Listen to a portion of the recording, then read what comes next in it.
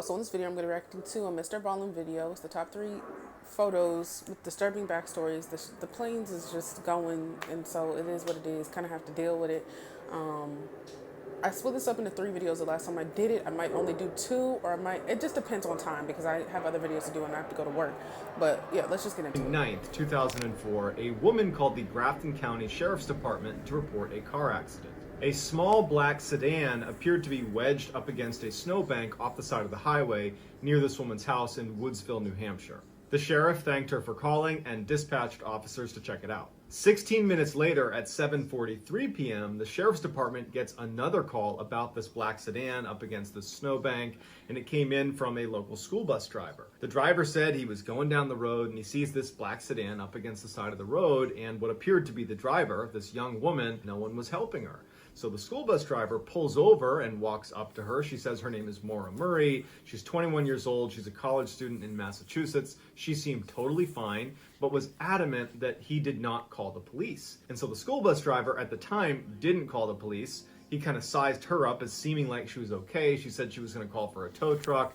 And so he left thinking she was going to be just fine. But only a couple of minutes after leaving the scene, he felt like, you know what, I got to call the police because something just seemed off. The sheriff tells him that they had already gotten a call about 20 minutes earlier and that officers would be there any minute, and I'm sure she's just fine. 3 minutes later, the officer who was originally dispatched to check out this black sedan shows up and radios in and says, the black sedan is here, but there's no girl, there's no driver. Police do an initial search of the area. They can't find Maura. There's no sign of where she would have gone. There's no sign of a struggle. They get in touch with Maura's family. They can't get in touch with Maura, and so it's like she just kind of vanished.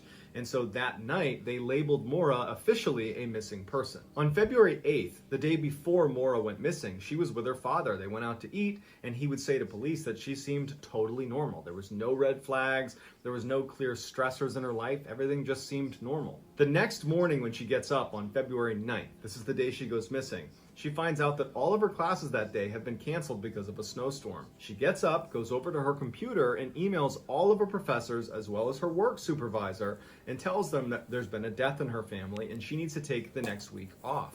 Family members would say that there was no death in the family, but that was a lie. After emailing her professors, she drives to an ATM, withdraws $280, and then goes to a liquor store and buys $40 worth of alcohol. Oh, she also 40. stopped at the Amherst. I thought they were saying $280 worth of alcohol. It's like, what the fuck?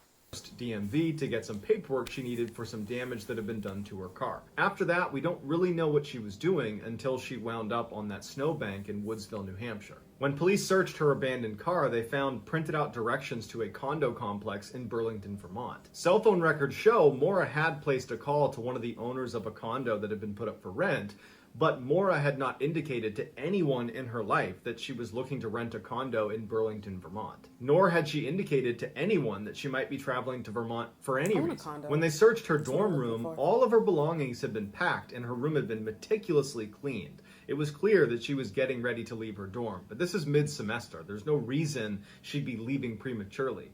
And on top of her belongings in her dorm room was this typed up note to her boyfriend detailing all of their relationship issues. It wasn't a breakup note, but it was definitely something close to that. Most of Maura's belongings were either in her dorm room, all packed up, or in her abandoned car.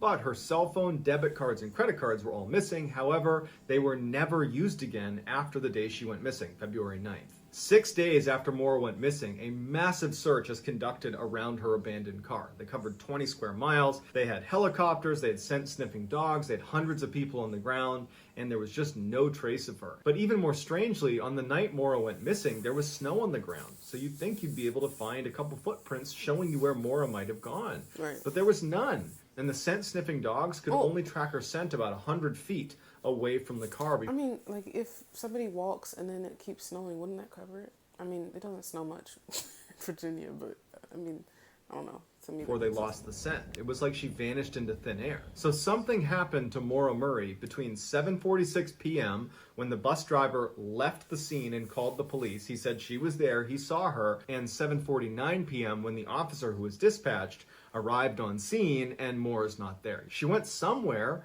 We just don't know where or why or with who. And unfortunately, to this day, this case remains unsolved. Here is the final picture of Maura Murray. This is her withdrawing $280 at that ATM shortly before she hopped back in her car, drove up to Woodsville, New Hampshire, crashed on the side of the road, and then disappeared. I'm gonna just do that, but like, what the fuck? Like, that was like so unsatisfying for me. I like when I know what happened. Even if it ended tragically, at least it was like some type of closure. So the fact that they don't even know where the fuck she at, or why she went, and who she went with, and why was she trying to break up with her boyfriend? Was he dangerous? Like, what? I need more. I need more. So it would be nice to know what happened with that one. But yeah, I'm gonna break this up into pieces. The next video I'll just do the second one and the third one. But yeah, I'm kind of crunched for time, so I'm gonna keep it like this short. Anyways, y'all like, comment, subscribe, follow me on Instagram, follow me on TikTok. I'll see you on the next one.